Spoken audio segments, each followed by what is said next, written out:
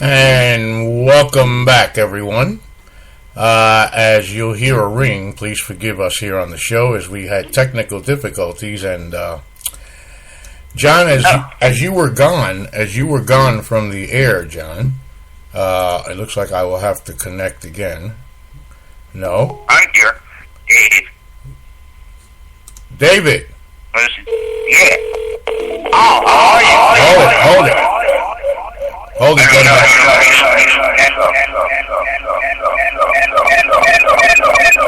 lot of echo. There we go. Chris. Yep, I'm here. Fantastic. Oh, gentlemen, we do apologize for the technical difficulty as the Nashville and surrounding area got a jolt of something as our Periscope viewers were telling me that they were also knocked off of the show. Wow. In the meantime, I do want to tell you three gentlemen that as you were off the air, I was live on Periscope and Spreaker and proceeded to make more of a fool of myself as I spoke Spanish with some Spanish viewers and French with some French viewers, and Glenn was teaching me to speak Swedish. So, with that said, and all that entertainment gone now, Chris, I'm going to turn it over to you, Chris. And Chris, you got a couple of questions for David Dildorf. Please, hit us, Dilworth. What is your favorite part about being an umpire? You know, that's a good question. I love it, and I couldn't hardly explain why. You get to clown around with the catchers. I don't clown around until after like 4 or 5 good innings, so that we see where the game's going, and they can see that I'm good at this. Because, you know, if you're having a bad day, you don't want to joke with those guys, and they don't want to hear you. But, yeah, I get to joke when I love doing that. I love joking around. And I'm good. You know, in fact, I've asked myself, do I love it from the plate? Because I prefer the plate. I've done 3,500 games, and about 2,400 of them have been on the plate. And do I like the plate because I'm good at it, or am I good at it because I love the plate? I don't know. But it's fun back there. Is there anything you don't like about being an umpire? I'm feeling sick because I show up at all my games anyway. But other than the physical ailment, nah, I love it. I look forward to it. When the game starts, before it starts, I go over to the dugout. Hey lads, how's it going? And then it doesn't matter whether it's adult leagues or it's high school or whatever. And then just being back there. Okay. It's fun. It's on the bases, it's dull. Can be dull. In Ireland, do they have any form of statistics in replay for the games? Do they have any form of what? Instant replay. No, but they sent me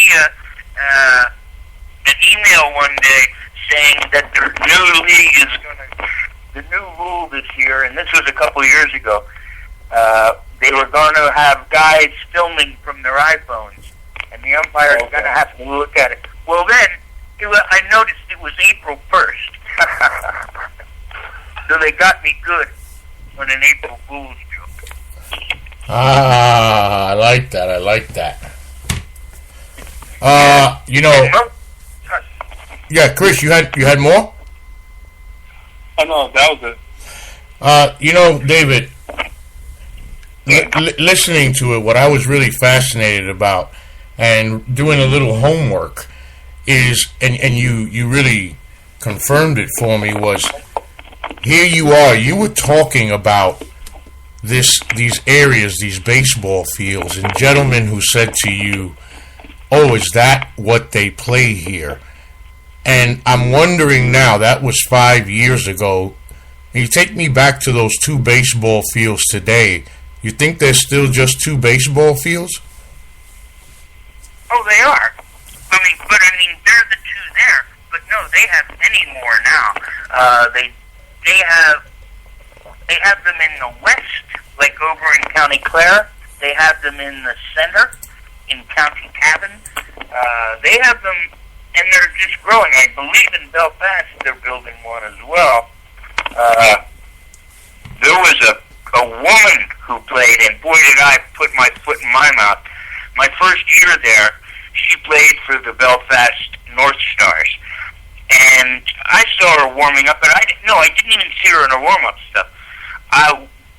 That first weekend, I would give somebody, one of the fans, my camera, my video phone, and just say, would you make videos of this? And it wasn't even a video phone, just a little video thing. I said, would you take pictures of the game? And so when I went over to this girl and said, would you take videos of this game? She goes, during the game? And I said, well, whenever you get a chance. And I could see some of the guys on her team looking at me. And I gave her the camera, and then about 5 minutes later, I'm putting my gear on, and I see her warming up. She is rifle off. And she was one of the best players I ever saw in Ireland. She went 2 for 4. She played third base and made an incredible double play, and was absolutely. I just felt like one of those stupid guys, who assumes she's a woman, she's not playing baseball. And so that was a lesson I learned. But I asked her about it. I thought maybe she was some pro ball player's daughter or something, but no, she grew up in L.A. and her father taught her how to play baseball. I think the first name was Prudence, but I can't remember her last. Yeah, you're going in and out on us, David. You're going in and out on us. We're losing you, and then you're coming back strong. I'm sorry. Anyway, it's a lot of fun over there. The players are fun, and they're very happy to have somebody call a consistent strike zone, so that's good. And that Davy strap, you can throw anybody, any pitcher, Major League, I don't care who he is, you can throw a ball into that mask from any distance, and I'm not going to get hurt. So I think that's where I left off when the phones went out a few minutes ago. And obviously sports has a big impact on children and societies. Have you seen that change with the growing of the sport just in the last 5 years? Well, I'm not sure. I know a lot of kids, their Little League is really proliferating. Their Little League is all over Ireland right now, and there's a lot of kids, and they're getting a lot of ink. So that's a real good thing because they'll grow up with it. John? We still doing all right? Oh, yeah. I'm doing fine, David. The one question I have is, if soccer and rugby is still popular over there, and I would assume that it is, how much has baseball been able to put a dent into those sports' popularities to be able to create an interest of its own? Well, the Irish love playing sports. They have Irish football. They got regular, footy. That's what they call soccer. They got all kinds of things, and how much it's eaten into it, I don't know. It has. I think it's just been an addition, one extra sport to play. But in my first year there, we went down to Limerick for a doubleheader, and we played on a soccer pitch, and we had to step off the bases and use T-shirts, as the bases like we did growing up. And so now they don't have. Yeah, they don't have that anymore. And so that was it was kind of fun. It's been fun watching it grow and watching more people who know what it's, who knows that they have baseball.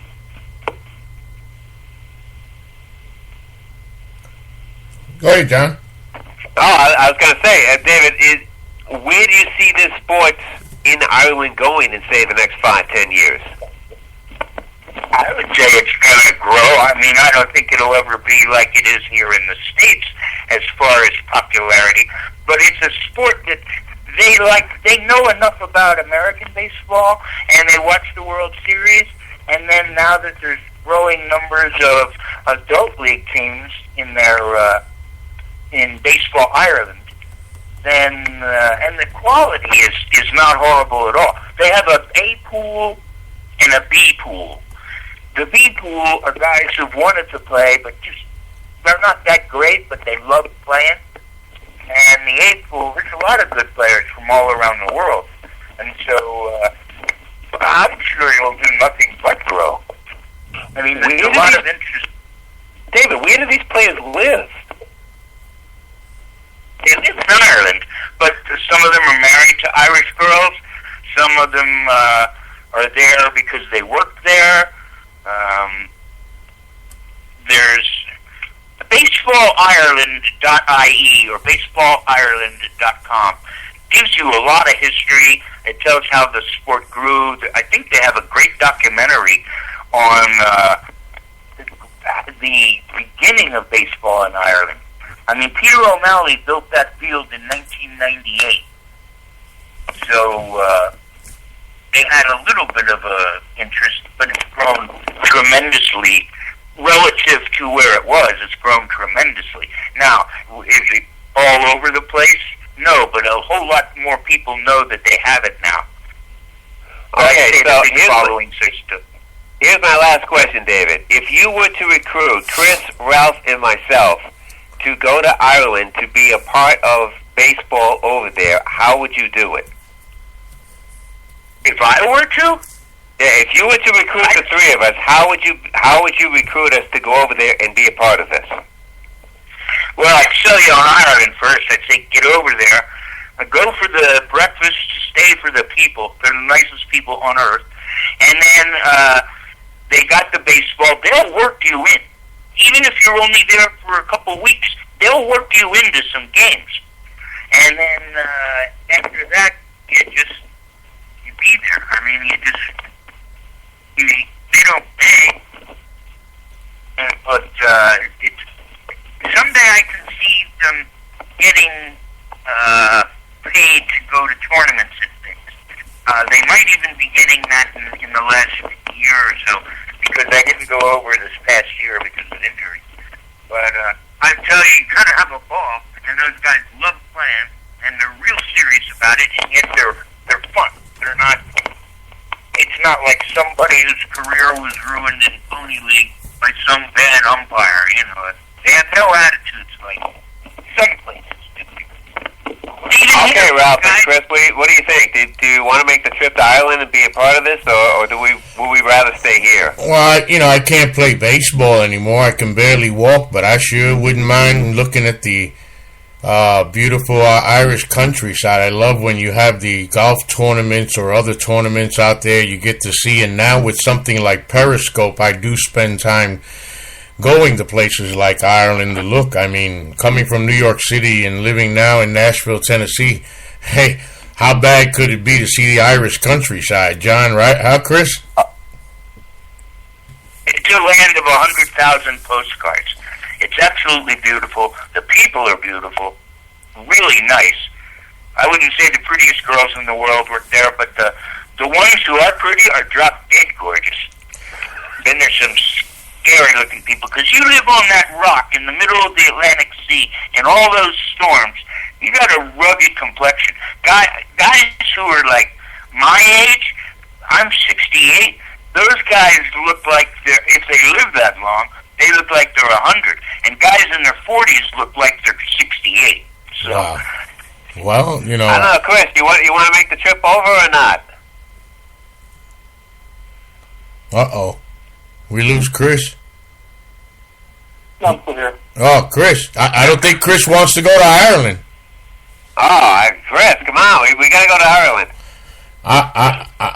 I'll go for the rugged countryside. David, we want to thank you so much. Of course, this is David Dilworth telling us wonderful stories, not only just about baseball and being an umpire, but how it is over there in Ireland. And I love the story, of course, of the two fields and the response again of the gentleman.